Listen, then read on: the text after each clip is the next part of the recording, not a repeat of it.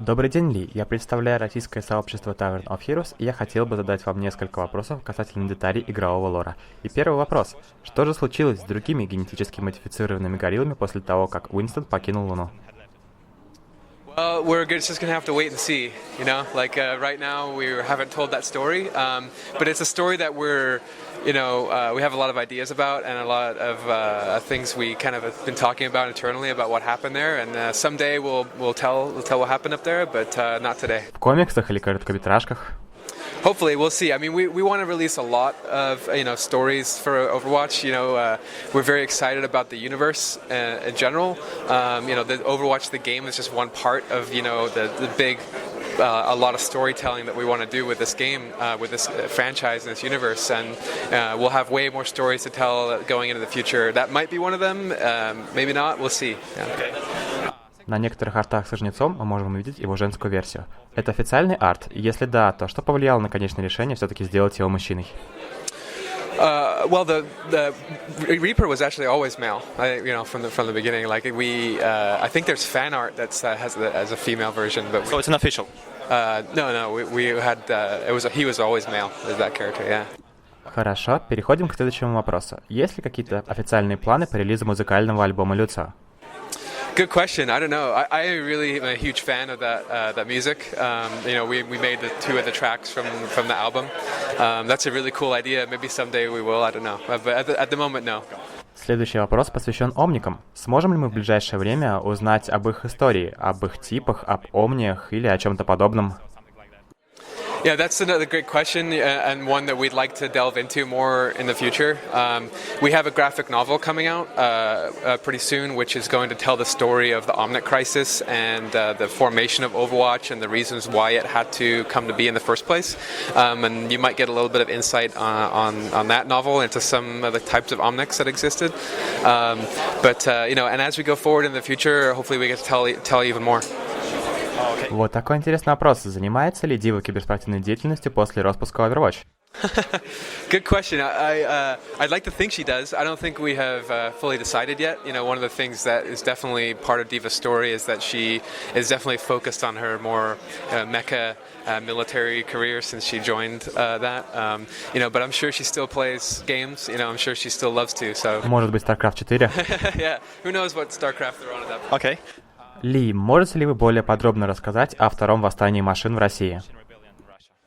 The second what, sorry? Когда омники решили вновь взять свое?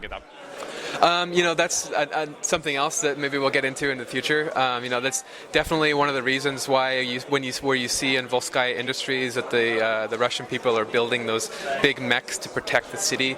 It's because they're worried about a second uprising. Maybe sometime in the future we'll see what that means, and we'll see if they have their right to be afraid. Based on kind of all these questions you're asking about the lore, I want to say one thing, which is that sometimes one thing we're trying with this franchise is that we don't always want to give away all the answers. We don't always want to tell all the stories right away. We have time to tell more stories, but also a big part of the franchise for us is that we sometimes just hint at things or show little bits of things, and then we really think it's cool for the community to use their imaginations and think about what that means and what the stories actually are. I mean, it kind of creates this two-way street for us and a dialogue with the community about what they would like to see, and it's a fun way for us to develop the franchise along with the fans instead of just doing it all ourselves and showing it. То есть все рассчитано на большое увлеченное сообщество. Absolutely. Community engagement is a huge part of Overwatch, not only for the lore, but also for the game itself. We're listening to the community for feedback on the game, for the balance. We're listening to the community right now in terms of the competitive scene and esports and what does that mean for the future of Overwatch. And so we're always reading the forums, we're always reading Reddit. We want to be as in touch with the community as we can for all aspects of the game. Очень интересно, Ли, спасибо. И следующий вопрос. Есть ли какие-то пересечения с параллельными вселенными, по примеру того, как это сделано в Heroes of the Storm? Overwatch is meant to be kind of Blizzard's take on a future version of Earth. There may be many different ideas about what Earth is like in the future. Our idea is that this is a bright, aspirational future, and just one possible version of what Earth might be, years from now. Может быть, в будущем удастся поиграть за какое-то подобие пехотинца-тиранов? What do you mean in terms? Я имею в виду за героев, которые своим внешним видом или умениями, возможно, отсылаются к другим франшизам Blizzard.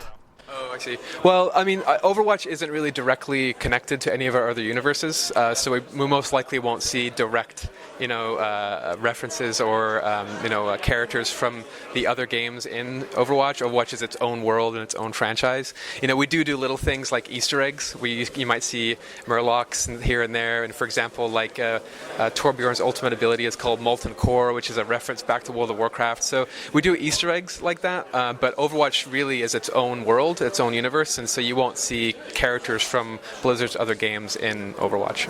Хорошо, и последний вопрос, Ли. Можете ли вы поделиться какой-то информацией о Los Muertos или каких-то других локальных фракциях?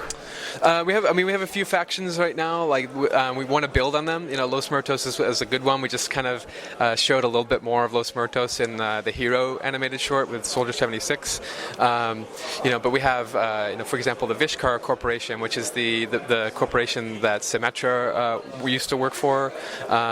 We have Talon. You've seen a little bit of the Talon agents, in the first episode with Winston and Reaper. Those are kind of our big ones at the moment. We also kind of have the Shambali, which is the order of monks that Zenyatta and Mondada were part of. Hopefully we'll get to delve way more into not only talking about those more in the future, but we'll have more factions and more groups to talk about hopefully as well. Спасибо большое за интервью, Ли, и за титаническую работу, которую вы делаете в Blizzard. Мы ваши большие фанаты. You're welcome. Thank you.